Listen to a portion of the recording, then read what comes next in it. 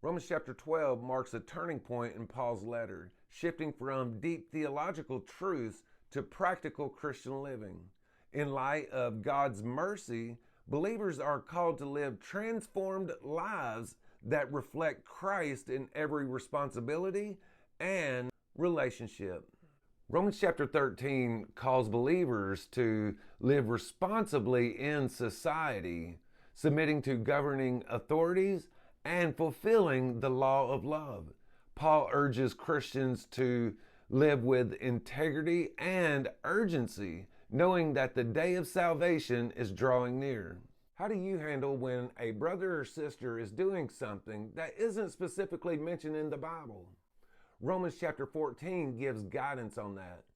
In this chapter, Paul addresses how believers should handle when there are differences of convictions, especially non-essential matters. He calls for mutual love, respect, and a commitment not to cause anyone to stumble.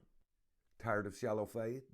Romans 15 tells us what real strength is: endurance, joy, and purpose. In this chapter, Paul continues the theme of mutual love and spiritual maturity by urging believers to bear with one another and glorify God together. This chapter bridges personal growth with a global vision, reaching both Jews and Gentiles with the hope of Christ. Romans chapter 16 is a deeply personal and pastoral conclusion to Paul's letter.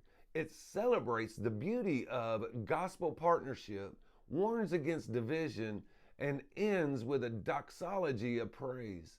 Hey, thank you for listening. Consider liking and following. I upload a chapter summary of the New Testament each weekday. And next week we start 1 Corinthians.